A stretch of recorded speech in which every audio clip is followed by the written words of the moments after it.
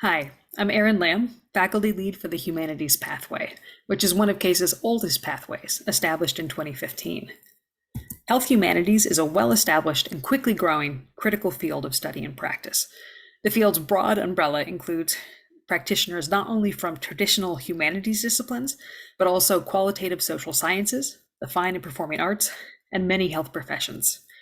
I'll suggest that there are two things that unite all of these diverse approaches. The first we might call the spirit of humanities critique, or asking questions to which there aren't any easy answers. The second is a focus on social justice. The field has a national organization, annual conferences, dedicated journals, and all of these mean opportunities for research, publishing, networking, and other forms of professional development. I'll also note that the AAMC has mounted an initiative in just the past few years, recognizing that the humanities and arts are an essential part of medical education. The humanities pathway is concerned with fundamental questions. Why am I becoming a doctor? How do I cope with a medical system whose restrictions or limitations may challenge me? How can I connect meaningfully with my diverse patients? We approach such questions both creatively and critically, with significant opportunity for discussion and interaction with peers.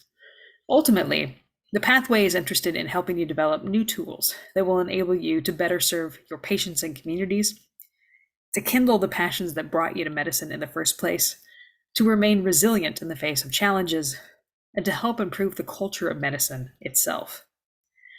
Students join the pathway for a variety of reasons. Many students have backgrounds in the humanities or the arts, and they don't want to lose these interests throughout medical school. Other students have no background in the humanities at all, but appreciate the value of a dedicated space where learning happens quite differently than in other med school classes. Still, other students are drawn in by the sense that the work of medicine requires fundamental understanding of human experience, not just medical care, and they see this pathway as a way to add rich context to the rest of their medical education. Finally, I would guess that most any student in the pathway would also name community as one of the greatest benefits. We're a small pathway, typically accepting only 8 to 10 students a year, which facilitates building community. In terms of what we actually do, the heart of the pathway in the M1 and M2 years is a weekly 90-minute seminar led by various faculty and guest speakers. And in the M2 year, each pathway student leads their own session. There may be some pre-readings for sessions, but this is kept quite reasonable. Seminars are not held during exam weeks, and the M2s leave mid-spring to study for Step 1. Like all other pathways, attendance at 75% of these sessions is required. In the M3 and M4 years, there are no required meetings, but students are welcome to attend any sessions that they find interesting.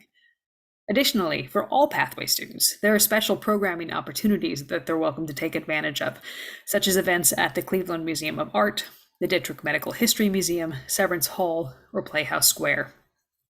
There are two additional requirements for completing the pathway.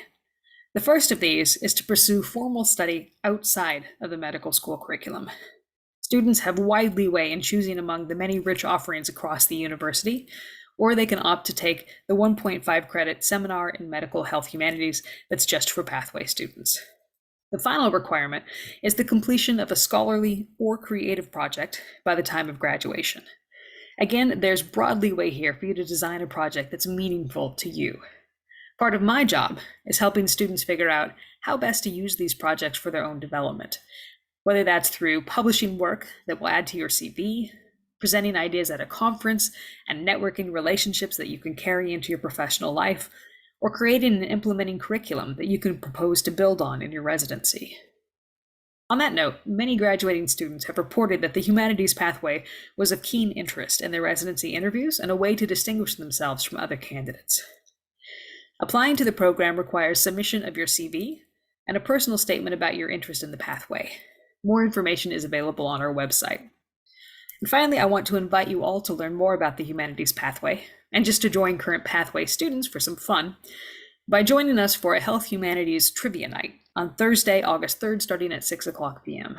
I'll circulate more information closer to the event, and you can sign up on the Humanities Pathway website. This will be an informal event with food and prizes. And in the meantime, if you have any questions, please don't hesitate to reach out to me and or to contact any of the M2s listed on our website. Thank you.